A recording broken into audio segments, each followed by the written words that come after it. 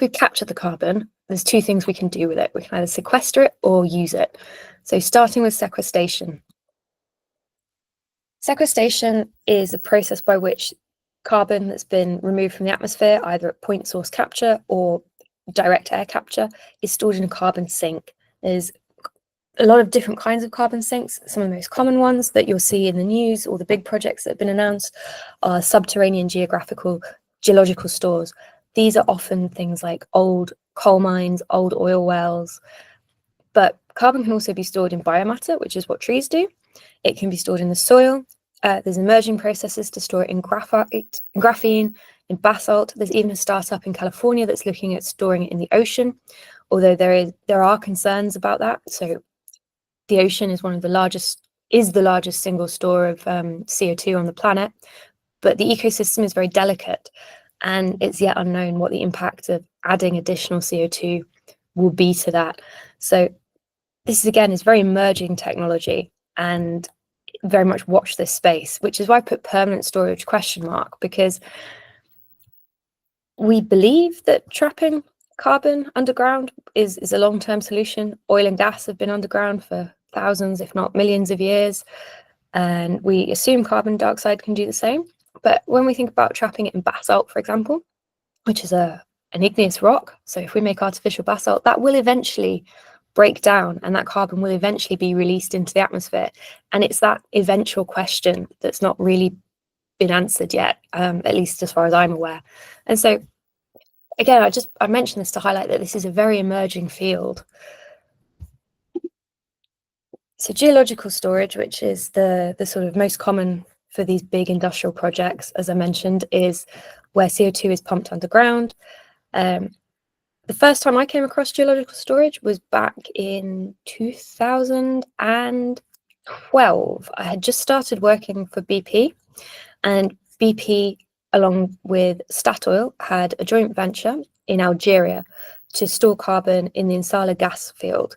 So carbon dioxide was being captured from a point source where methane was being combusted, and it was also being separated out of the gas streams that were coming up from this gas field, and then it was being pumped underground and stored. And when I was there, we were looking at the results of could the CO2 potentially have moved into the aquifer, potentially polluting drinking water, and the results all showed that the CO2 hadn't moved, that it was contained within the geological store, so very promising. And at that time, we were quite excited. We thought there could be things happening up on the northeast of England, but it all went quiet for a bit. And that really is because of the huge amounts of money involved in these technologies. It didn't make sense without government subsidies for BP to invest in that, and those government subsidies didn't appear, so it all went quiet again. But now in 2025, we're in a slightly different regulatory and economic environment, and these conversations are starting again. So I just really bring that up to mention that yes, it's an emerging technology. Yes, it's all quite unproven, but it's been going on for a little bit longer than is maybe reported in the press. So Northern Lights is a massive geological storage project. It opened last year in September. It is an old oil field off the coast of Norway. And as you can hopefully see from the diagram on the right, there are massively ambitious plans to make it a carbon sink for sources of CO2 from all over Northwest Europe. So not just Scandinavia, but also the Netherlands, the north of France. There are links from Teesside in the UK, Ireland, Iceland. And that cement plant in Germany that I mentioned that was capturing cement for the first time, capturing CO2 from cement production for the first time. One of the destinations for this CO2 is the Northern Lights subsea storage.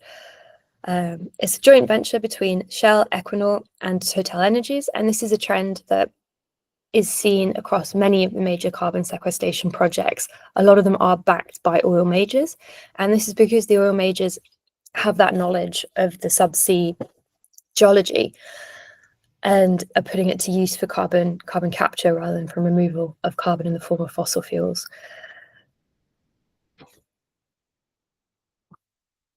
So in the UK, the government has funded two Track 1 carbon sequestration projects, the first being in Teesside. So I know we've got some folks on this call who would be more than familiar with it from their work in that region. This is a diagram that I lifted from their website that shows the existing pipelines, because that's another point to raise about carbon sequestration, is that if we are going to do it in these massive geological stores, it does require massive infrastructure. And again, this is another reason why you'll see a lot of oil and gas majors getting into it, because they own the pipelines. So that pipeline infrastructure is being reused to put CO2 back underground rather than bring fossil natural gas, crude oil above ground. So this is quite an ambitious project that's looking at piping CO2 from around the industrial region in the northeast.